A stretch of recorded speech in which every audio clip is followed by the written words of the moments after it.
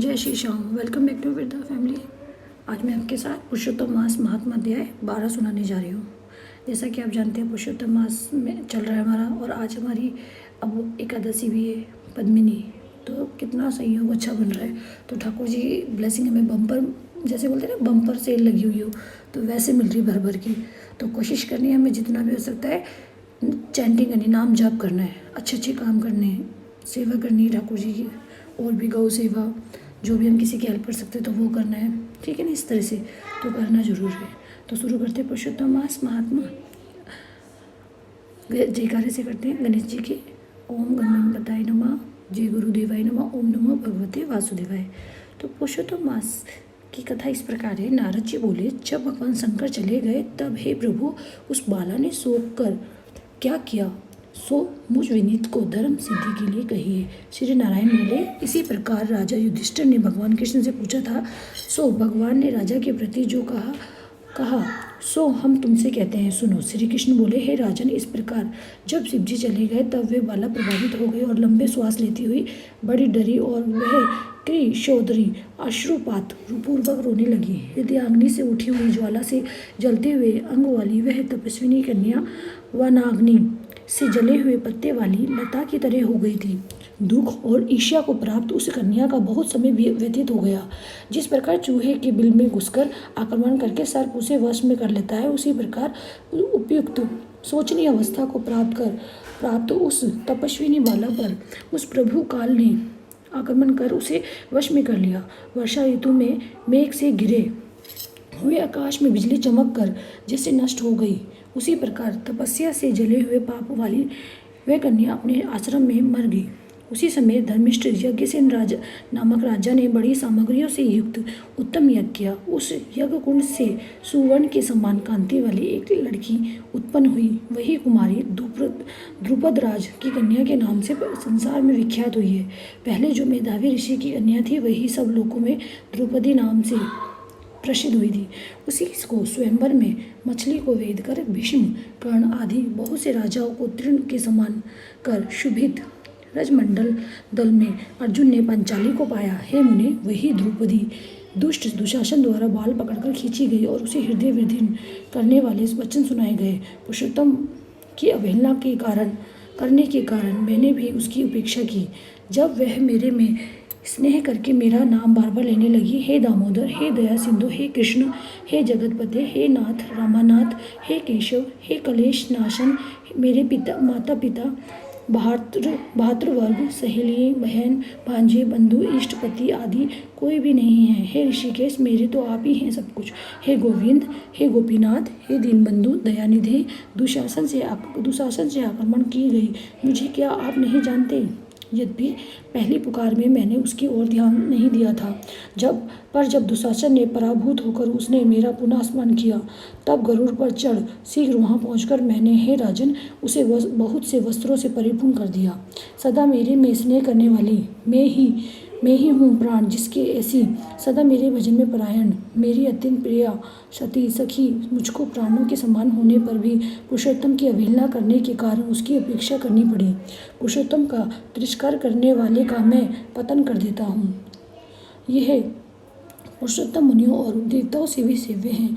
फिर समस्त कामनाओं को देने वाला यह पुरुषोत्तम मनुष्य द्वारा तो सेवनीय है, अतः आगामी पुरुषोत्तम की आराधना करो। जो भी पुरुषोत्तम महीना उसकी पूजा करो, ठाकुर जी की जितनी भी हो सकती है सेवा करनी चाहिए, उसकी अवहेलना नहीं करनी चाहिए हमें। तो 14 वर्ष के संपूर्ण होने पर तुम्हारा कल्याण होगा। हे पांडुनंदन, जिन पुरुषों ने द्रौपदी के बालों को खींचते हुए देखा, हे महाराज, उनकी स्त्रियों की अलकों में मैं क्रोध से काटूंगा। दुर्योधन आदि राजाओं को यमराज के भवन को पहुंचाऊंगा। बाद में तुम समस्त शत्रुओं का नाश कर राजा होंगे। ना मेरे को लक्ष्मी प्रिय है, ना मेरे को बलभद्र जी प्रिय है, और ना वैसे मेरे को देवी देवकी, ना प्रद्युम्न, ना सात्विक प्रिय हैं। जैसे मेरे को भक्त प्रिय है मेरे, वैसा ही कोई प्रिय नहीं है। जब मैं अपने भक्तों को बहुत प्यार करता हूँ, उनसे ज़्यादा प्रिय मेरा कोई भी नहीं है। जिसने मेरे भक्तों की पीड़ित किया है, उससे मैं सदा पीड़ित रहता हूँ। मैं उसको दंड भी देता हूँ, उसे सदा पीड़ित देता हूँ, मैं बर्दाश्त नहीं करता हूँ। हे पांडव, उसके समान मेरा अन्य कोई शत्रु नहीं है। उसके अपराध का फल देने वाला यमराज है, क्योंकि वे दुष्ट दंड देने के लिए भी मेरे से देखने के योग्य नहीं है। श्री नारायण बोले, श्री कृष्ण ने उन पांडु पुत्र युधिष्ठिर को और द्रौपदी को समझाकर द्वारका जाने की इच्छा से कहा, हे राजन, वियोग से व्याकुल द्वारकापुरी को आज जाऊंगा, जहाँ पर महाभाग वासुदेव जी, हमारे बड़े भाई बलदेव जी, हमारी माता देवकी तथा गद, सांब आदि, आहुति आदि, यादव, रुक्मिणी तथा आदि जो स्त्रियां हैं, दर्शन की उत्कंठा कर वाले, वे सब हमारे आगमन की कामना से टकटकी लगाकर हमारा ही चिंतन करते होंगे। श्री नारायण बोले, इस प्रकार कहते हुए देवेश श्री कृष्ण के गमन को जानकर पांडुपुत्र किस प्रकार गदगद कंठ से बोले, जिस प्रकार जल में रहने वालों को जीवन जल है, उसी तरह हम लोगों के जीवन तो आप ही हैं। हे जनार्दन, थोड़े ही दिनों के बाद फिर दर्शन हो। पांडवों के नाथ हरि हैं और तीनों लोकों में दूसरा कोई नहीं है। इस प्रकार सामने ही सब लोग कहते हैं, अतः हम लोगों की हमेशा रक्षा करें।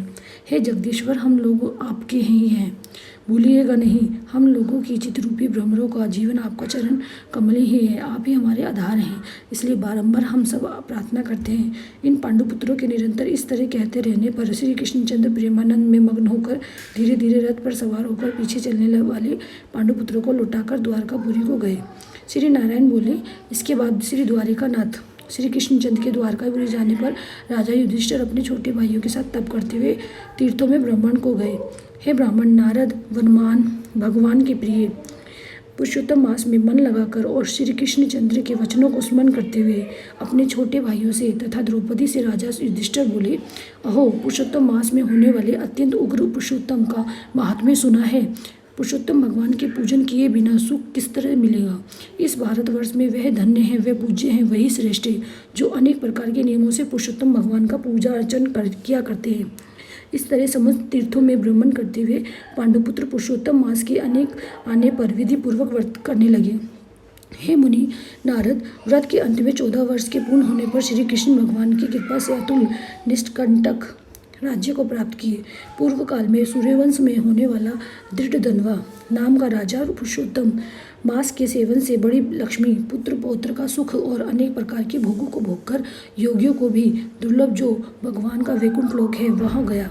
हे मुनिश्रेष्ठ नारद, इस पुरुषोत्तम मास के अतुल्य महात्म्य को करोड़ों कल्प समय मिलने पर भी मैं कहने को समर्थ नहीं हूँ। सूजी बोले, हे विप्र लोग, पुरुषोत्तम मास का महात्म्य कृष्ण द्वैपायन व्यास जी से मैंने सुना है, तथापि कहने को मैं समर्थ नहीं हूँ। इस पुरुषोत्तम मास के अखिल महात्म्य को स्वयं नारायण जानते हैं या साक्षात वैकुंठवासी हरि भगवान जानते हैं, परंतु ब्रह्मा आदि देवताओं से नमस्कार किए जाने वाले हैं चरण पीठ जिनके, ऐसे गोलोकनाथ कृष्ण श्री कृष्णचंद्र भी अपनाए हुए पुरुषोत्तम मास का संपूर्ण महात्म्य नहीं जानते, तो मनुष्य कहाँ से जान सकते हैं। इति श्री बृहन्नारदीय पुराणे पुरुषोत्तम मास महात्म्य 12वां अध्याय संपूर्ण हुआ। श्री हरि शरणम श्री कृष्णम शरणम मम। तो देखा आपने, तो ठाकुर जी ने खुद ने बोला है कि मुझे सबसे ज़्यादा मेरे भक्ति प्रिय है। तो इस महीने में सोचो हमें कितनी, मतलब ठाकुर जी ने हमें ब्लेसिंग रखी है कि हम, और उन्हीं की कृपा है हम ये चीज़ें कर पा रहे हैं। तो कोशिश करो, जो भी अपने फ्रेंड्स हैं, जो भी आप जिसको जानते हो, तो उनको बोलो करने के लिए, उनको बताओ इसके बारे में, जिससे कि उनको भी फल मिले। इसी तरह से हरे कृष्णा, राधे राधे।